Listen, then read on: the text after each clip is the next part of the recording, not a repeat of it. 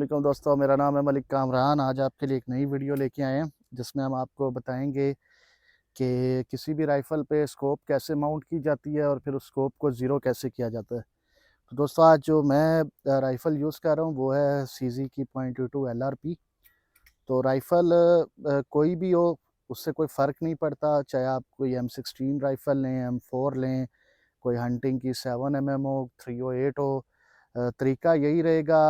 Rifle बदल जाएगी लेकिन तरीका यही रहेगा। तो आइए इसको शुरू करते हैं। सबसे पहले आपने देखना है कि आपकी जो स्कोप है वो कौन-सी है, उसका मैं आपको 1 मिनट स्कोप दिखाता हूँ।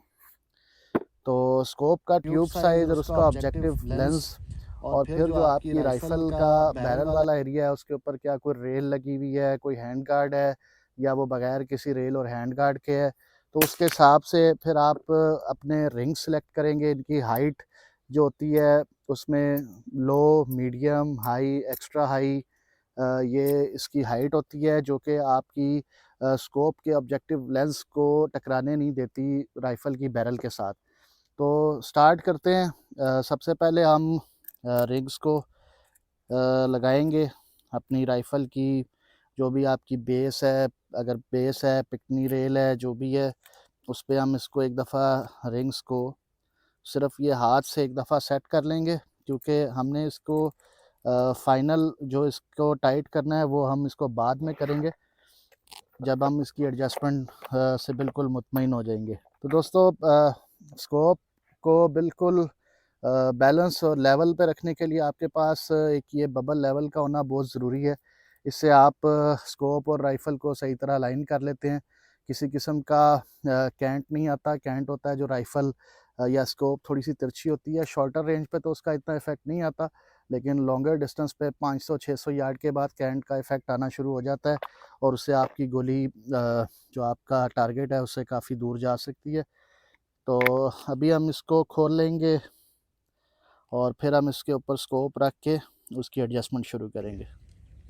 तो दोस्तों, ये स्कोप रिंग्स का ऊपर वाला हिस्सा हमने उतार के फ़िलहाल साइड पे रख दिया है। अब हम इस पे अपनी स्कोप रखेंगे, और सबसे पहला काम जो हम करेंगे वो हम स्कोप को का बैलेंस चेक करेंगे कि राइफ़ल और स्कोप बिल्कुल बैलेंस्ड हों, बिल्कुल भी राइट लेफ़्ट ना हो रही हों। अभी राइफ़ल हमारी बिल्कुल सेंटर में बिल्कुल बैलेंस्ड है, और अब हम स्कोप को इसके साथ अलाइन करेंगे। तो एक दफ़ा ये अलाइनमेंट करके फिर दोस्तों हम इसको चेक करेंगे। तो दोस्तों, इसको अलाइन करने के बाद अब हम स्कोप का आई रिलीफ अपने फेस के हिसाब से सेट करेंगे। आई रिलीफ दोस्तों, ये होता है कि आप को स्कोप के अंदर से टारगेट कहाँ पे बिल्कुल क्लियर नज़र आ रहा है वो हम देखेंगे।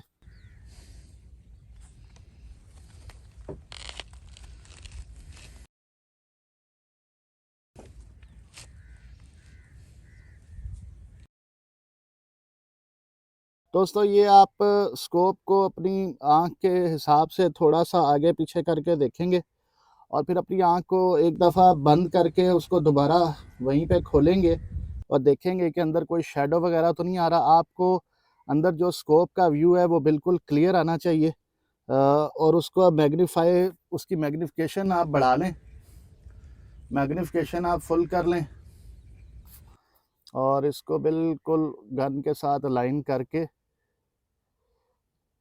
फिर आप इसका आई रिलीफ चेक करेंगे।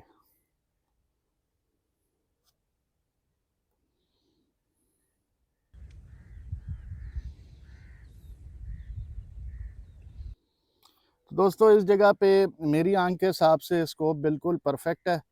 दोस्तों, यहाँ पे मेरा स्कोप का बबल और मेरी गन की बैरल का बबल बिल्कुल बराबर है। अब हम इसके रिंग्स को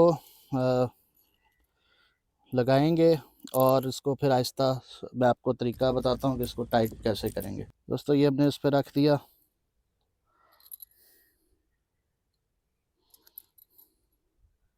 दोस्तों, किसी भी स्कोप को के ये जो स्क्रूज़ होते हैं रिंग्स के, इसको टाइट करने के लिए ख़ास जो होती है फ़ोर्स वो रिक्वायर होती है। जब आप उस फोर्स से ज़्यादा फोर्स अप्लाई करते हैं तो फिर उससे वो ज़्यादा टाइट हो जाता है और जिससे स्कोप की जो ट्यूब है वो डैमेज होने का खदशा होता है। और अगर हम उसको उसकी जो रिक्वायर फोर्स है उससे कम फोर्स देंगे तो वो दौरान फायर वो लूज़ होने का ख़तरा होता है। अब दोस्तों हम इसको टाइट करते हैं, एक एक करके हम स्क्रू को टाइट करेंगे। किसी भी साइड से आप शुरू हो जाएं। अगर आप राइट साइड से शुरू हो रहे हैं तो एक स्क्रू आप राइट साइड का पहले आपने फुल टाइट नहीं करना और एक स्क्रू उसी के ऑपोजिट साइड पे फिर।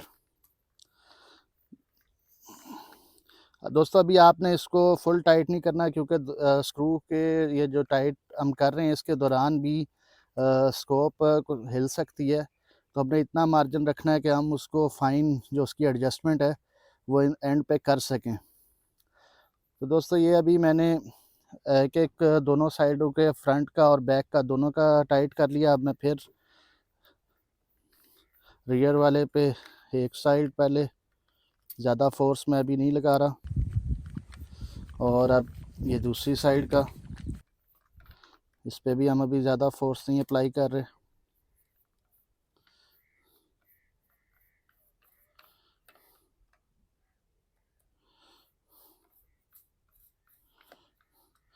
तो दोस्तों ये अभी हम इसको स्क्रूज़ को एक दफ़ा हमने बिल्कुल एक 17 से 18 मिनिमम पाउंड फोर्स पे हमने इनको टाइट किया। अब हम इसकी अलाइनमेंट को एक दफ़ा फिर चेक कर लेंगे, बिल्कुल दोनों चीज़ें बराबर हैं। अब हम इसको जो रिक्वायर फोर्स है उसके साथ इसको टाइट इसको करेंगे। तो दोस्तों मुख्तलिफ़ कंपनियों के रिंग्स का मुख्तलिफ़ उन्होंने बताया होता है कि कितने पाउंड की फ़ोर्स उसको रिक्वायर होती है। अभी कुछ रिंग्स होते हैं जो 17 से 18 पाउंड पे उनको टाइट किया जाता है। कुछ कंपनीज़ के रिंग्स आते हैं जो वो कंपनी कहती है कि इनको 25 पाउंड पे टाइट किया जाए। दोस्तों मैं अभी जो रिंग टाइट कर रहा हूँ वो 20 पाउंड की फ़ोर्स अप्लाई कर रहा हूँ। ये मेरे पास एक व्हीलर का टूल है और इस पे मैं फोर्स सेट कर देता हूँ मैनुअली और फिर जैसे ही ये उस फोर्स तक पावर पहुँचती है ये ऑटोमेटिकली ये रुक जाता है। ये आपको क्लिक की आवाज़ आती होगी। तो ये 20 पाउंड से ज़्यादा अभी इस पे फोर्स हमारी अप्लाई नहीं हो रही। ये वो पावर है जिस पे ना तो स्कोप के दौरान फायर लूज़ होने का कोई डर होगा और ना ही ये इतना टाइट होगा कि कोई स्कोप की ट्यूब हमें डैमेज होने का डर हो। तो दोस्तों ये हमारी स्कोप माउंट हो गई है। अब नेक्स्ट स्टेज है हमारी इसको ज़ीरो करने की। तो ज़ीरो करने के लिए एक तरीका तो ये है कि आपके पास बोर साइटर हो, आप वो उसकी बैरल में डालें, टारगेट पर रखें और फिर स्कोप को उस लेज़र पे ले जाएं। और एक तरीका जो बेसिक तरीका है जो सारे शूटर्स जो उनसे हैं वो इस्तेमाल करते हैं, वो है बोर साइटिंग का। तो बोर साइटिंग के लिए हम क्या करते हैं कि गन का बोल्ट बाहर निकाल लेते हैं पहले, उसको बोल्ट को बाहर निकाल के राइफ़ल को 10 से 12x जो भी आपकी एक आइडियल वो है मैग्नीफिकेशन जो आप रखना चाहते हैं रख के दोस्तों अब हम टारगेट को देखेंगे राइफ़ल की बैरल में से भी और स्कोप में से भी।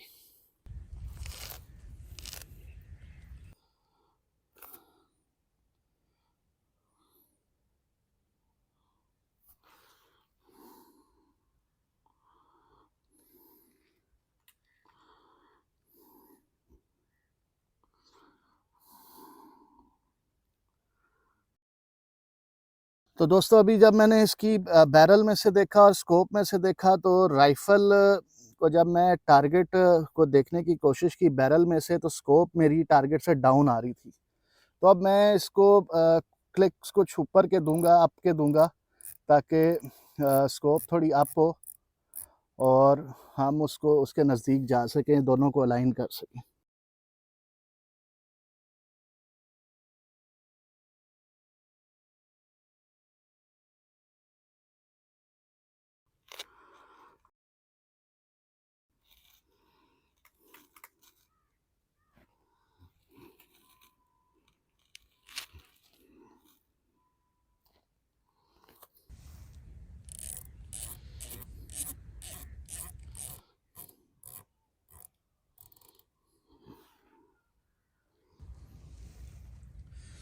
तो दोस्तों मैंने एक बोर साइटिंग इसकी कर ली है अभी, बैरल में से भी और बैरल स्कोप भी मेरा टारगेट पे है, और बैरल में से भी जो मुझे टारगेट अभी नज़र आ रहा है।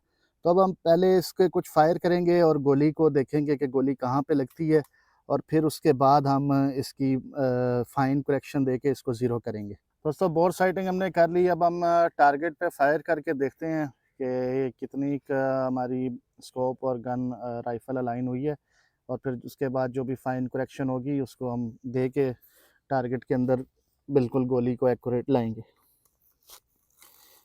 तो अभी मैं एम कर रहा हूँ सेकंड रो के थर्ड टारगेट को।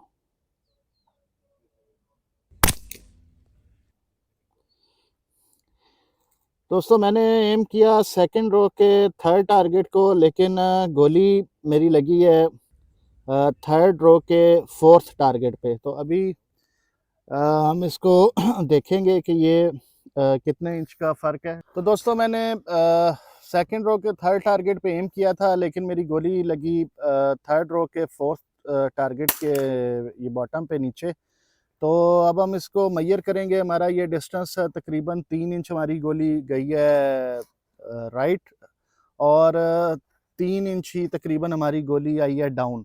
तो हमने दोस्तों इसको अब हम देखेंगे कि हमारी स्कोप पे क्या रीडिंग है। दोस्तों मेरे पास जो ये स्कोप है ये मिल में है, वन जो क्लिक है इसका वो 0.36 पर इंच होता है। तो 0.36 वैल्यू है क्लिक की 100 यार्ड पे, और इस टाइम हम शूटिंग कर रहे हैं 50 पे। तो इसका मतलब है कि अब वो वैल्यू जो है वो 0.18 रह गई है। अगर ये हम 200 पे फायर कर रहे होते तो ये वैल्यू 0.72 हो जाती। ये भी मैं आपको एक टॉपिक अलग से समझाऊंगा कि क्लिक वैल्यू किस डिस्टेंस पे क्या होती है, मिल और एमओए में क्या फ़र्क होता है। तो अभी हम मिल की यूज़ कर रहे हैं। 3 इंच मेरा फायर गया राइट और 3 इंच डाउन गया। तो एक क्लिक अगर मैं दूं तो इशारिया 18 इंच होता है। तो मुझे क्योंकि 3 इंच करना है तो दोस्तों इसके लिए मुझे इशारिया 18, अगर 5 क्लिक का तकरीबन 1 इंच बन रहा है, तो मुझे 15 क्लिक इसको अप करने होंगे और 15 क्लिक इसको मुझे लेफ़्ट करने होंगे।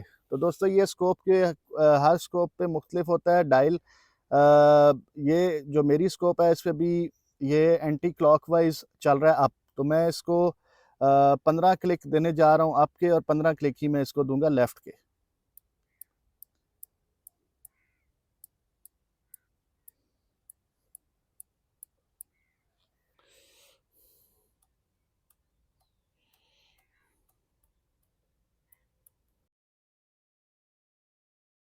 तो दोस्तों ये हमने इसको 15-15 क्लिक दिए। आइए अब हम एक फायर और करते हैं और देखते हैं कि गोली कहाँ लगती है।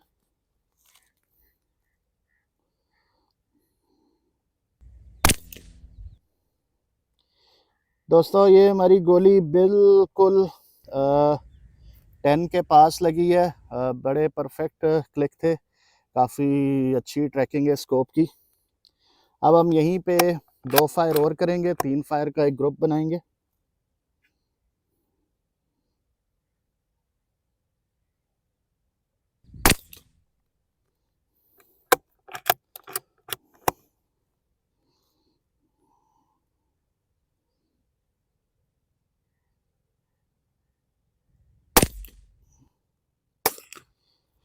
तो दोस्तों 3 फायर हमने किए। पहला फायर हमारा बिल्कुल 10 के पास था। उसके बाद जो अगले 2 फायर थे वो हमारे 8 सर्कल में आए। तो तकरीबन आधा इंच 1 इंच डाउन था, और 1 इंच डाउन कह लें, और आधा इंच हमारा गोली गई लेफ़्ट पे। तो हम इसको बिल्कुल फाइन ट्यून करने के लिए मज़ीद इसको 3 क्लिक अप के और 2 क्लिक इसको हमने दिए राइट के। अब दोस्तों हम 5 राउंड का एक ग्रुप फायर करेंगे और चेक करेंगे कि गन हमारी कैसी ज़ीरो हुई है। साथ में नई गन है, इसकी एक्यूरेसी भी ज़रा चेक हो जाएगी। अभी मैं एलए क्लब का एमुनेशन फायर कर रहा हूँ।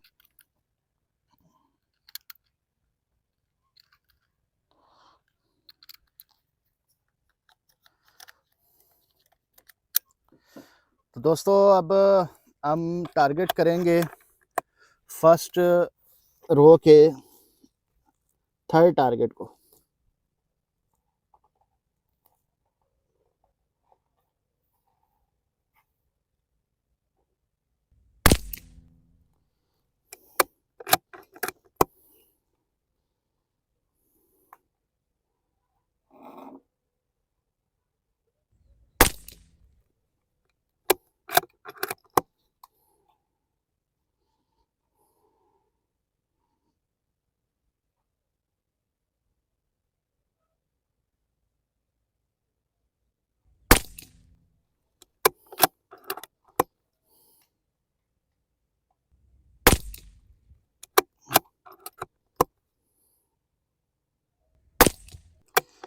तो दोस्तों ये हमने 5 राउंड फायर किए LA क्लब के।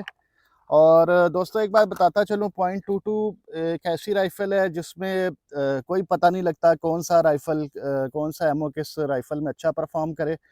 हो सकता है एक एमओ मेरी राइफ़ल में अच्छा परफॉर्म कर रहा हो लेकिन आपकी राइफ़ल में वो अच्छा परफॉर्म ना कर रहा हो। LA क्लब में पहले यूज़ करता था अपनी रशियन राइफ़ल में बेकाल में, और बड़ी अच्छी उसकी एक्यूरेसी थी, लेकिन इस राइफ़ल में थोड़ा सा इसमें मुझे वेरिएशन मिल रही है। तो मे बी आज थोड़ा सा विंडी वेदर है इसलिए भी ये हो सकता है, लेकिन अब हम मज़ीद 5 राउंड फायर करेंगे इसके LA स्पोर्ट के। पहले हमने फर्स्ट सेकंड रो के थर्ड टारगेट पे फायर किया, फिर फर्स्ट रो के थर्ड टारगेट पे फायर किया। तो अभी हम थर्ड रो के सेकंड टारगेट पे फायर करेंगे।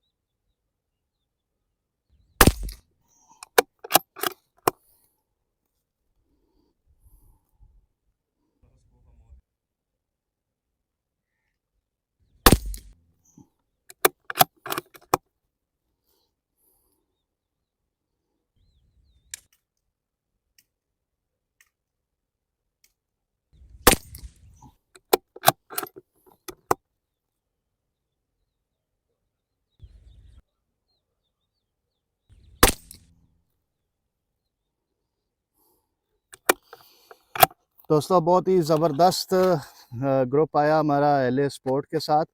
जैसा कि आप देख सकते हैं बिल्कुल सारी बुलेट्स कनेक्टिंग रही। तो ज़बरदस्त एक्यूरेसी। मुझे तो इस राइफ़ल में मतलब जो मेरी पिछली राइफ़ल थी उसमें LA क्लब ज़्यादा एक्यूरेट था, लेकिन अभी जब ये राइफ़ल चलाई तो इसमें LA स्पोर्ट ने मुझे ज़्यादा एक्यूरेसी दी। तो दोस्तों ये थी आज की वीडियो जिसमें हमने आपको CZ की एक्यूरेसी भी दिखाई और स्कोप को माउंट करने का और ज़ीरो करने का तरीका बताया। बड़ा ही सिंपल सादा तरीका होता है। आप इसको अगर कॉम्प्लिकेशंस में जाएंगे, स्कोप की साइंस को समझने की कोशिश करेंगे तो शायद आप उलझते जाएंगे। दोस्तों चीज़ों को अगर सिंपल रखें तो वो ज़्यादा आसानी से हो जाती हैं। हमारा काम है इस राइफ़ल को ज़ीरो करके और बस इसको फायर करना, टारगेट पे अच्छी गोली टारगेट पे लगे, एक्यूरेट लगे। अभी .22 अक्सर दोस्त चलाते हैं और वो स्कोप की साइंस के बारे में वो जानना शुरू कर देते हैं, बजाय इसके कि वो अपनी शूटिंग पे फोकस करे। तो वो फिर कुछ भी नहीं सीख पाते, ना वो शूटिंग सही सीख कर पाते हैं और ना ही वो स्कोप को सही जान सकते हैं। तो चीज़ों को हमेशा सिंपल रखें, बेसिक्स आपकी ठीक हों, और उसके अलावा आपको कुछ भी नहीं चाहिए। स्कोप का माउंट करने का तरीका जो हमने आपको बताया, आप ये अब किसी भी राइफ़ल पे यही तरीका है। कोई भी राइफ़ल हो, कोई भी कैलिबर हो, कोई भी स्कोप हो, यही तरीका है और यही आसान आपने देखा, बिल्कुल आसानी से ही हमने इसको कर लिया। तो दोस्तों चैनल माशाल्लाह आपकी सपोर्ट के साथ बड़ा ही अच्छा ग्रो कर रहा है, और आपसे रिक्वेस्ट है कि अपने दोस्तों को भी इनवाइट करें और चैनल को सब्सक्राइब करवाएं। वीडियो पसंद आए उसको लाइक करें, और अभी इजाज़त दें। इंशाल्लाह नेक्स्ट वीडियो के साथ मुलाकात होगी। अल्लाह हाफ़िज़।